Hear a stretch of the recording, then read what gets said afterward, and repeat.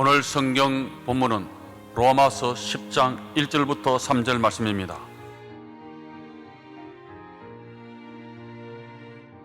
형제들아, 내 마음에 원하는 바와 하나님께 구하는 바는 이스라엘을 위함이니 곧 저희로 구원을 얻게 함이라. 내가 증거하노니 저희가 하나님께 열심히 있으나 지식을 좇은 것이 아니라 하나님의 의를 모르고 자기 의를 세우려고 힘써 하나님의 의를 복종치 아니하였느니라.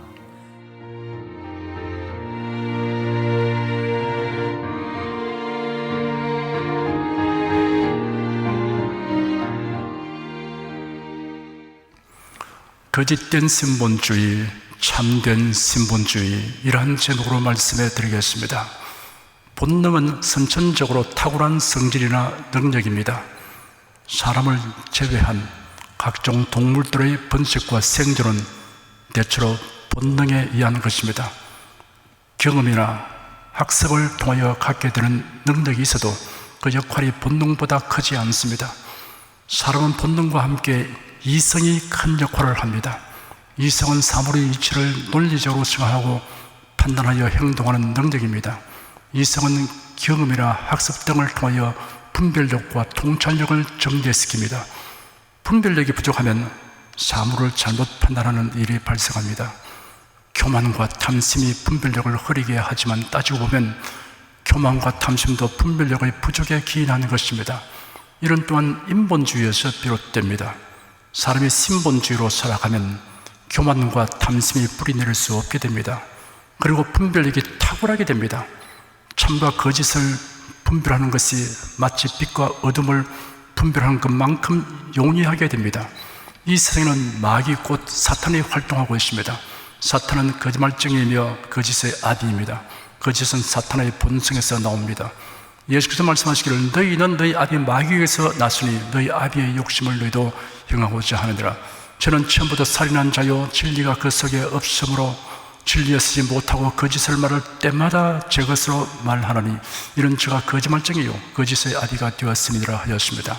인간의 역사가 살상과 파괴로 인한 피와 눈물로 얼룩진 것은 사람들이 거짓의 아비 사탄의 조종을 받고 거짓을 행한 결과입니다. 아담과 하와는 사탄의 속임에 빠져 선악과를 따먹었습니다. 가인은 동생 아벨을 속이고 돌로 불러내어 쳐 죽였습니다. 신의 존재를 부인하는 무신론은 사탄의 속임수입니다. 인간의 인생 능력은 유한하기 때문에 신의 존재 여부를 알 수 없다는 불가지론도 사탄의 속임수입니다. 우상숭배와 미신적 종교 역시 사탄의 속임수입니다. 이러한 사탄은 신본주의에도 거짓된 신본주의를 침투시켰습니다. 이 시간 저는 여러분에게 거짓된 신본주의에 대하여 말씀해 드리려고 합니다. 사탄은 간교하여 성경을 가르치고 배우는 사람들까지도 거짓된 신본주의에 빠지도록 합니다. 거짓된 신본주의에는 왜곡된 신본주의와 사이비 신본주의가 있습니다. 이 두 가지는 유사하면서도 구별되는 차이점이 있습니다. 왜곡된 신본주의로는 복음서에 기록된 바리새인과 서기관을 예로 들 수 있습니다. 왜곡이란 사실과 다르게 만들거나 그릇되게 함을 뜻합니다. 바리새인은 유대교 안에서 발생한 종교 분파 가운데 하나입니다. 바리새인들은 유대교의 규례에 대한 엄격한 준수와 종교적인 관습과 전통들을 지키며 가르치는 일을 열심히 하였습니다. 서기관이란 율법 교사를 가리킵니다. 대다수의 서기관은 바리새인이었습니다. 대다수의 유대인들은 바리새인들에 대하여 우호적이었습니다. 예수님을 적대하는 바리새인들의 편에 섰습니다. 예수는 바리새인과 서기관들을 여러 번 질타하셨습니다. 마태복음 23장에 기록된 것 중에서 몇 가지를 나열하면 이러합니다. 서기관들과 바리새인들이 모세의 자리에 앉았으니 그러므로 무엇인지 저희의 말하는 바는 행하고 지키되 저희의 하는 행위는 본받지 말라. 저희는 말만 하고 행치 아니하며 또 무거운 짐을 묶어 사람의 어깨에 치우되 자기는 이것을 한 손가락으로도 움직이려 하지 아니하며 라고 지적하셨습니다. 모세의 자리란 입법자이면서 재판자로서 활동한 모세의 신분과 위치를 말합니다. 서기관들과 바리새인들이 마치 그들도 입법자와 재판자인 것처럼 행동하고 있었던 것입니다. 바리새인들은 율법을 613가지로 세분화하여 가르쳤습니다. 하라는 것이 248개이고 하지 말라는 것이 365개였습니다. 이러한 가르침은 사람들에게 무거운 짐을 묻고 어깨에 지우는 것과 같은 것입니다. 자신들이 그 율법들을 다 지키느냐 하면 그렇지 않았습니다. 다만 남을 가르치기 위해 겉으로 까다롭고 복잡하게 만든 것이나 다름없습니다. 저희 모든 행위를 사람에게 보이고자 하여 하나니 곧 그 차는 경문을 넓게 하며 옷수를 크게 하고 잔치의 상석과 회당의 상자와 시장에서 문안받는 것과 사람에게 랍비라 칭을 받는 것을 좋아하느니라 하였습니다. 바리새인들은 사람들에게 과시하려고 온갖 기발한 행동을 하였습니다. 그 차는 경문을 넓게 하였습니다. 경문이란 모세율법 중에 출애굽기 13장 1절에서 10절, 11절에서 16절, 그리고 신명기 6장 4절에서 9절, 11장 13절에서 21절 등의 네 부분을 작고 긴 양피지 조각에 기록하여 그것을 작은 상자 속에 봉해 넣은 것입니다. 유대인들은 이것으로 네 손의 기호와 내 미간의 표를 삼으라는 말씀에 근거하여 그 경문을 이마와 왼팔에 가죽끈으로 고정하고 틈나는 대로 보면서 경건에 힘썼습니다. 이마는 기억하는 것을 의미하고 손은 일하는 것을 의미합니다. 하나님의 말씀을 항상 기억하고 그 말씀에 합당하게 일하라는 것이 그 계명의 참 뜻입니다. 그런데 바리새인들은 그 순수한 목적은 경홀히 하고 어찌하든지 경건하게 보이려고 하여 그 경문이 사람들의 눈에 잘 보도록 넓게 만들었습니다. 그 옷수를 크게 한다고 하였습니다. 옷수리란 민수기 15장 37절에서 40절의 말씀에 의하여 흰색과 청색 실로 짠 부속물인데 이를 겉옷의 가장자리에 매달았습니다. 이 역시 하나님의 말씀을 늘 명심하여 지켜 행하도록 하기 위한 목적으로 지시하신 것입니다. 그런데 바리새인들은 그 목적을 무시해버리고 옷수를 크게 하여 과시한 데만 힘썼습니다. 잔치의 상석과 회당의 윗자리에 앉기를 좋아하였습니다. 잔치상의 오른쪽 상단 끝이 상석인데 잔치에 초대받으면 그 자리를 차지하려고 애썼습니다. 회당에서는 율법을 넣어두는 궤 앞에 마련된 자리가 윗자리인데 그곳을 차지하는 것을 즐겼습니다. 시장에서 문안받는 것과 사람에게 랍비라 칭을 받는 것을 좋아하였습니다. 사람들이 많이 모이는 곳에 가서 사람들에게 문안받기를 좋아하고 선생님이라고 불리는 것을 즐겼습니다. 화 있을진저 외식하는 서기관들과 바리새인들이여 너희는 천국 문을 사람들 앞에서 닫고 너희도 들어가지 않고 들어가려 하는 자도 들어가지 못하게 하노다. 화 있을진저 외식하는 서기관들과 바리새인들이여 너희는 교인 하나를 얻기 위하여 바다와 육지를 두루 다니다가 생기면 너희보다 배나 더 지옥 자식이 되게 하노다 하였습니다. 예수께서 바리새인들과 서기관들의 죄악을 구체적으로 적시하셨습니다. 예수는 거룩한 분노를 점점 더 강하게 나타내시고 연속하여 7번이나 화이실진저 라고 하시면서 질타하셨습니다. 이처럼 가혹하게 말씀하신 이유는 그들의 종교 행위가 하나님을 경외하는 경건한 신앙에서 나온 것이 아니라 겉으로만 경건한 채 하는 왜곡된 신본주의로 행하였기 때문입니다. 서기관들과 바리새인들은 한 사람이라도 더 유대교에 입교시키려고 개종자를 만들기 위하여 혼신의 힘을 다하였습니다. 그러나 성경 말씀의 본질을 혼잡하게 하고 왜곡되게 가르쳤으니 이는 다른 사람들이 천국으로 들어가는 문을 닫는 행위와 같습니다. 이런 행위는 자신은 물론이고 다른 사람들까지 천국에 들어가지 못하게 하는 범죄입니다. 더욱이 성경을 왜곡되게 가르침 바른 자가 이를 확신하게 되면 이단 사설을 전파하는 일에 가담하게 되므로 배나 더 지옥 자식이 됩니다. 화이실진저 외식하는 서기관들과 바리새인들이여 회칠한 무덤 같으니 겉으로는 아름답게 보이나 그 안에는 죽은 사람의 뼈와 모든 더러운 것이 가득하도다. 이와 같이 너희도 겉으로는 사람에게 옳게 보이되 안으로는 외식과 불법이 가득하도다 하였습니다. 유대인의 무덤은 초기에는 동굴 위주였으나 후기에는 토굴 위주로 바뀌었습니다. 유대력으로 야달 월 15일에 무덤을 석회로 칠하는 관례를 가졌습니다. 이런 무덤이 눈에 잘 띄도록 하여 지나가는 사람들이 실수로 무덤을 밟지 않도록 하기 위한 것입니다.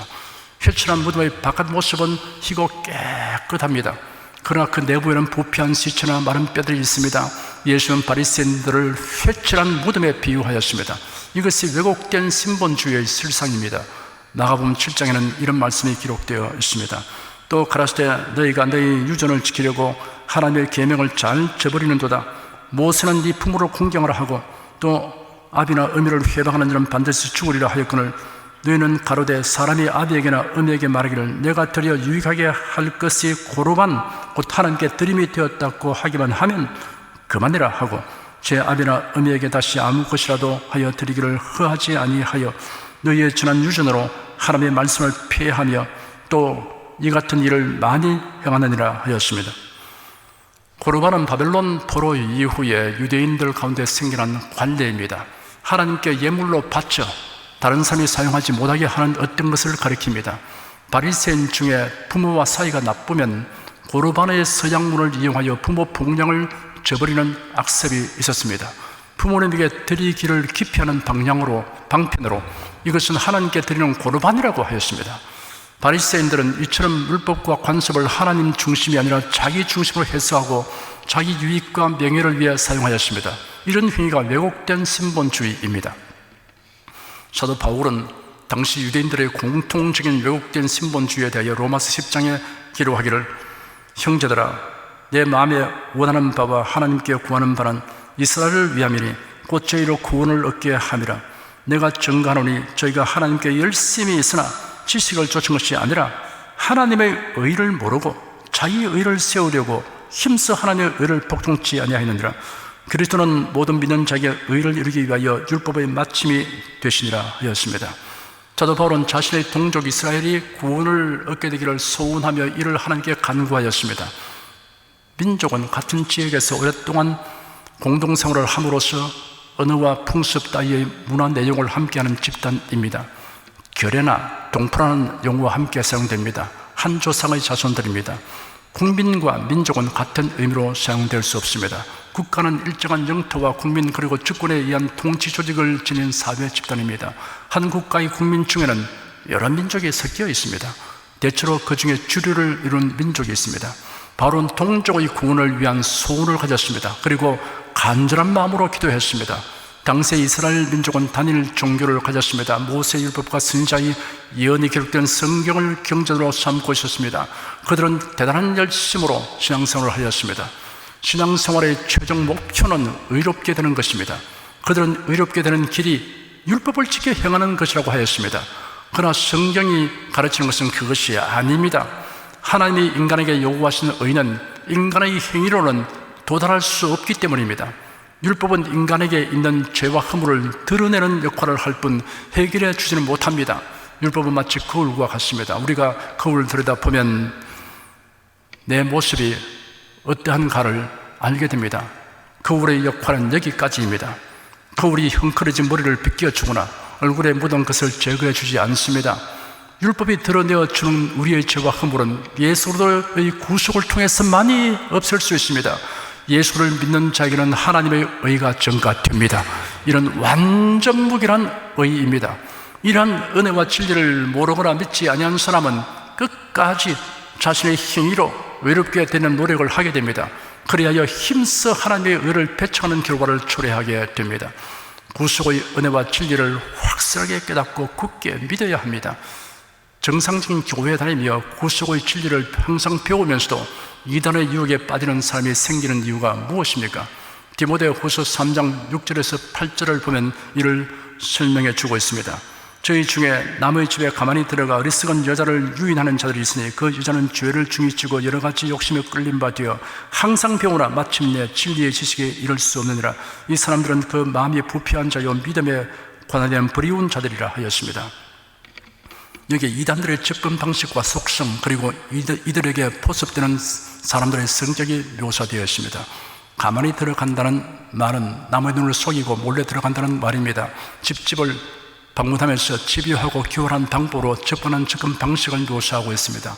여기서 집이란 주거하는 집뿐 아니라 오늘날로 말하면 사무실, 사업장, 교회당을 다 포함하는 것입니다. 누구를 가만히 유인하냐 하면 그 대상을 어리석은 여인들이라고 했습니다. 어리석은 여인들이 이들에게 포섭됩니다. 정상적인 교회에 다니는 여인들이 왜 이런 사이비 이단자들의 유인에 말려 들어가고 포섭되느냐 하면 자기 욕심에 끌리기 때문이라고 했습니다. 그 욕심이란 무언가 색다른 것을 알려고 하는 욕심, 특이한 현상을 체험하려고 하는 욕심 등입니다. 사이비 이단 집단은 이런 심리를 교묘하게 이용하여 낚싯밥을 던집니다. 일반 교회에서 잘 사용하지 않는 용어로서 유인합니다. 거듭남의 비밀, 4단계 회개, 5단계 성령 세례, 귀납법적 성령 해석, 영성훈련, 내적 치유, 관상기도, 킹 제임스 성경, 비유적 성경 해석 등으로 호기심을 자극합니다. 혹은 특이한 현상을 연출하여 유인합니다. 사람을 쓰러지게 합니다. 자기가 인도하는 집회에 참석하면 하늘에서 금가루가 내려온다고 합니다. 아말감으로 떼운 치아가 금으로 변한다고 선전합니다. 이런 자들이 교묘한 조직과 가르침으로 신자들을 유인하고 교회를 파괴합니다. 어리석은 자들을 유혹하여 복음 진리를 버리고 이단 집단에 속해하여 멸망케 합니다. 이런 자들에게 미혹되는 삶을 가리켜 말기를 항상 병우나 마침내 진리의 지식에 이를 수 없는 자라고 하였습니다. 교회에서 사이비 이단 집단을 꼭 집어서 말해줘도 그들의 손에 끌려가는 사람은 항상 병우나 마침내 진리의 지식에 이를 수 없는 자입니다. 왜곡된 신본주의에 빠진 자들은 참된 신본주의자를 미워하고 박해합니다. 사도행전에 보면 스데반이 유대인들에게 애타는 마음으로 복음을 전하여 회개를 촉구하였습니다. 이를 듣는 자들이 도리어 거짓 증인을 세워 스데반이 하나님을 모독하는 말을 하였다고 정죄하고 돌로 쳐서 죽였습니다. 이들은 자신들이 행한 일이 하나님을 섬기는 행위라고 생각합니다. 하나님 중심으로 판단하고 행한 일이라고 확신했습니다. 그러나 실상은 왜곡된 신본주의에 빠져있는 자들입니다. 사이비 신본주의가 있습니다. 겉으로는 같아 보이나 실제로는 다른 것이 사이비입니다. 사이비 신본주의자가 적극적으로 기독교회에 참여하는 이유는 자신이 추구하는 세상의 그 무엇을 얻기 위한 것입니다. 이런 자들의 정체를 살펴보면 그들은 이중논리와 이중적인 말을 하고 이중행위를 합니다. 그러한 자신의 정체가 드러나도 놀라거나 부끄러워하지 않습니다. 얼마든지 궤변을 늘어놓습니다. 어느 누가 정색을 하고 다음과 같이 주장한다고 하면 여러분 그 사람을 어떻게 생각하겠습니까? 정삼각형은 세 각의 크기와 세 변의 길이가 모두 같다. 그러나 같지 않을 수도 있음을 배제할 수 없다. 원은 둥글다. 하지만 삼각형으로 된 원이 없다고 제한할 수 없다. 이런 소리를 하는 자를 인격 분열자나 이중인격자로 말할 수밖에 없습니다. WCC의 세계 선교와 전도 협의회 문서인 일치를 향한 오늘의 선교와 전도 선언문에는 이렇게 말했습니다. 우리는 예수를 통한 구원 외에 다른 구원을 이야기할 수 없다. 동시에 우리는 하나님의 구원의 능력에 어떤 제한을 둘 수 없다. 이처럼 서로 상반된 고백을 하나의 문장에 담고 있습니다. 이것이 간교한 마귀의 술책입니다. 예수 외에는 구원의 길이 없지만 다른 구원의 길이 있을 수 있다라는 식의 이중적 표현을 한 것입니다. 성경은 전능하신 하나님이 계시하신 말씀으로 진실이며 진리이다. 그러나 오늘날은 과학적인 측면에서 보면 오류가 많음을 부정할 수 없다라는 이중적 표현을 하는 자들도 있습니다. 이중인격자들입니다. 사이비 신본주의는 하나님 중심이 아니고 자기 중심입니다. 예수님이 십자가를 지시려고 예루살렘으로 가시면서 자신에게 닥칠 들을 몇 번이나 자들에게 예고했습니다. 보아라, 우리가 예루살렘으로 올라가는데 인자가 대상들과 서기관들에게 넘겨지고 그들이 사형을 선고하여 이방인들에게 넘겨줄 것이다. 그들이 그를 조롱하고 침뱉을 것이며 그를 채찍질하고 죽일 것이나 그가 3일 만에 살아날 것이다.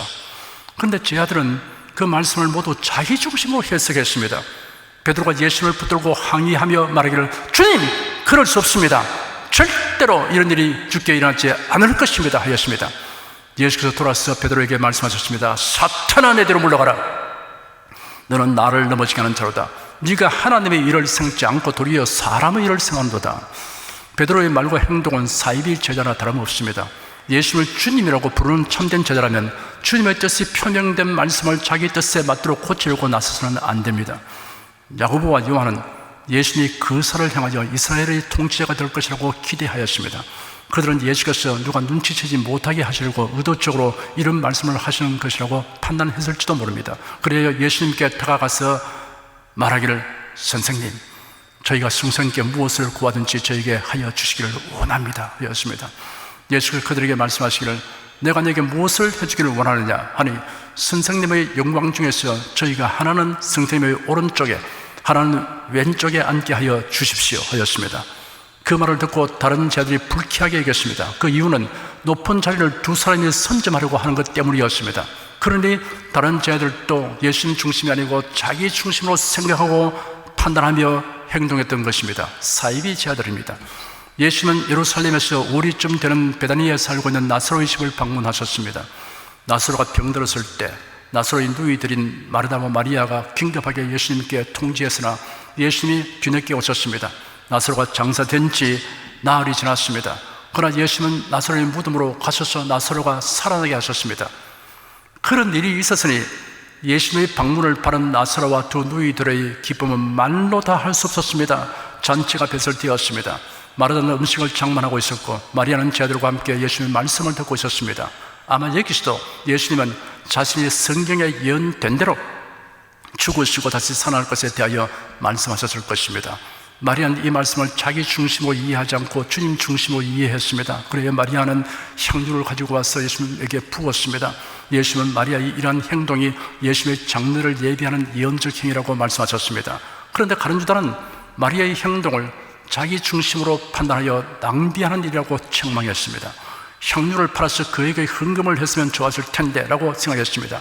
그가 헌금 관리하는 일을 하면서 돈을 훔치곤 했던 것입니다. 사이비 제자임이 틀림없습니다. 그날 이후 예루살렘에서 마지막 만찬이 진행된 동안 가룟 유다는 예수의 제자라는 신분을 이용하여 제사장들에게 예수를 팔아넘기는 일을 도모하였습니다. 그런 3년 반 동안 예수님과 함께 있으면서 예수님이 행하신 일들을 보았으며 하신 말씀을 들었습니다. 그리했으면 모든 일을 예수님 중심으로 생각하고 판단하며 행동했어야 합니다. 그러나 가룟 유다는 사이비 신본주의자였습니다. 모든 일을 자기 중심으로 생각하고 계획하며 행동했습니다.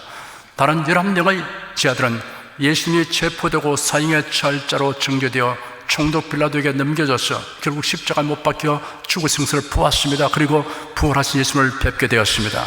그날 이후로는 그들은 모두 철저하게 신본주의자가 되었습니다. 모든 일을 하나님 중심으로 이해하고 판단하며 행동했습니다. 사도 바울의 경우를 살펴보겠습니다.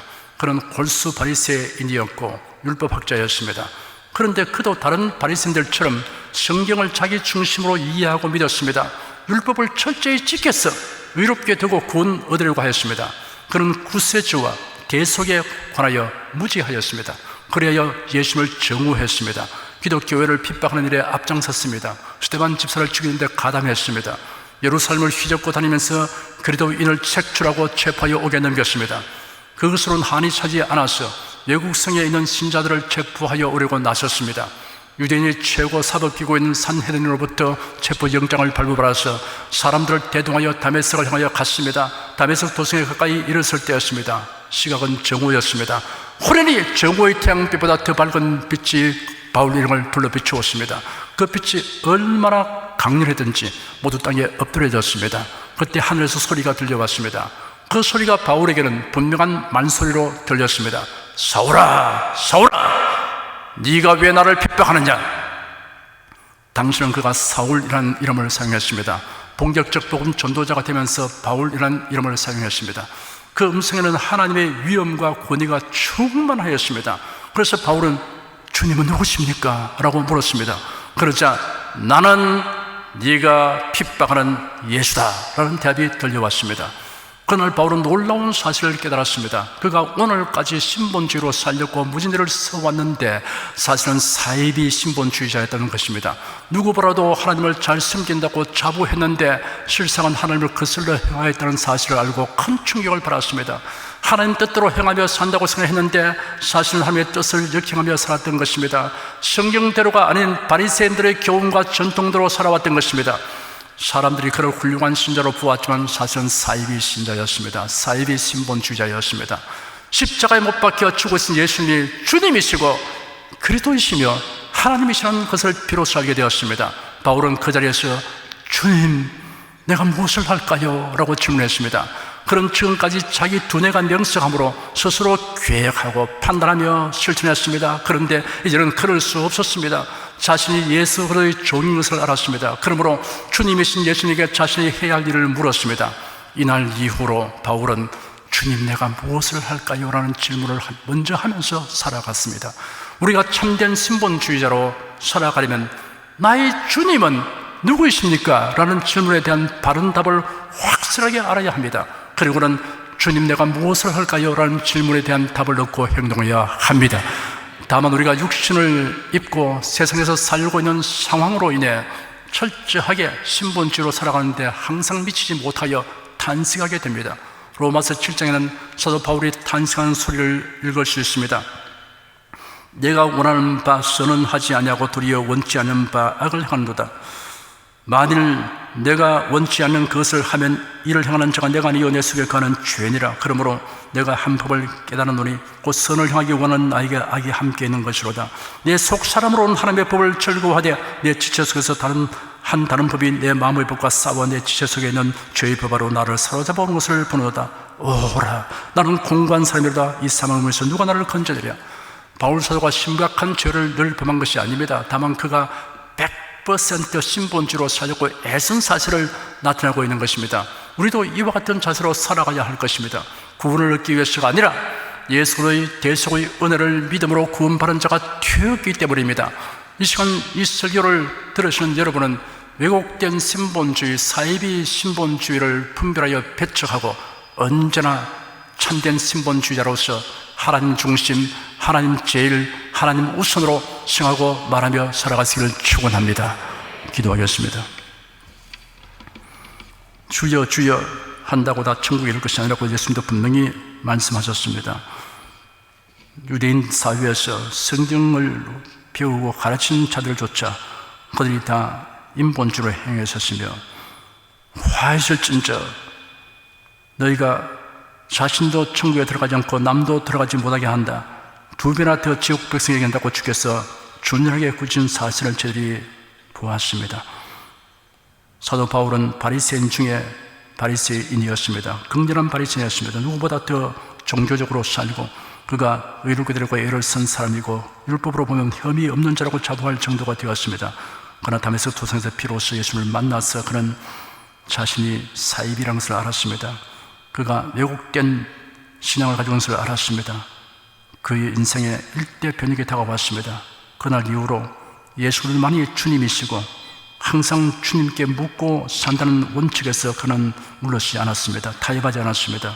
주 하나님, 오늘 우리 성도들이 이 사실을 깊이 마음에 두게 하여 주시옵시고 저희들이 항상 주님 내가 무엇을 할까요? 어떻게 할까요? 물어보게 하여 주시옵시고 자행하지 않도록 하여 주기를 간절히 원합니다. 예수의 이름으로 기도드립니다. 아멘. 다 같이 소리내어 기도하십시다. 하나님, 오늘도 주의 사랑과 은혜로서 우리를 불러주셔서 이렇게 신령한 예배를 드리게 하시니 감사합니다. 진정한 예배를 드리게 하시니 감사합니다. 하나님께서 우리를 위해서 항상 하나님 말씀을 들려주셔서 저희들이 진리를 깨달아 알게 도와주시고 지식과 명철이 더하게 하여 주시니 감사합니다. 주 하나님께서 우리 성도들의 기도를 들으시고 응답해 주심으로 저희들이 부르짖어 지금 간구하오니 온갖 구하는 것이나 생각하는 것에 더 넘치도록 능히하여 주시옵소서. 우리로서는 해결할 수 없는 남 문제를 주님 앞에 가지고 나오면 주님께서는 언제나 이것을 명쾌하게 해결해 주시니 감사합니다. 무릇 사람의 할 수 없는 것을 하나님으로서는 다 하실 수 있다고 말씀해 주셔서 감사합니다. 사랑의 주 하나님, 이 시간 할 수 있거든요. 무슨 말이냐, 믿는 자에게는 능치는 일이 없다는 말씀대로 믿는 자에게 하나님은 전능하신 손을 내밀어 주는 이 약속을 이루어 주어서 병든 자를 고치고 눌린 자를 도와주시옵시고 생활에 얽힌 복잡한 문제로 고민한 자들에게 해결의 실마리를 붙들게 도와주시고 합력하여 선이 되게 하여 주시기를 간절히 원합니다. 주의 권세와 능력으로 입혀 주셔서 저희들이 강하고 담대하게 살게 도와주시옵시고 주 하나님, 주께서 저희들이 발걸음마다 동행하시고 닫힌 문을 여시고 길을 평탄케 하여 주시옵소서. 주님께서 신령한 은사를 우리들에게 부으셔서 복음을 담대히 전하게 도와주시고 안고 서는 사람마다 표적과 기사가 따르게 하여 주셔서 수많은 사람들이 어둠에서 빛으로 사단의 권세에서 한계로 도는 것을 보게 하여 주시옵소서. 예수 그리스도로 기도드립니다. 아멘.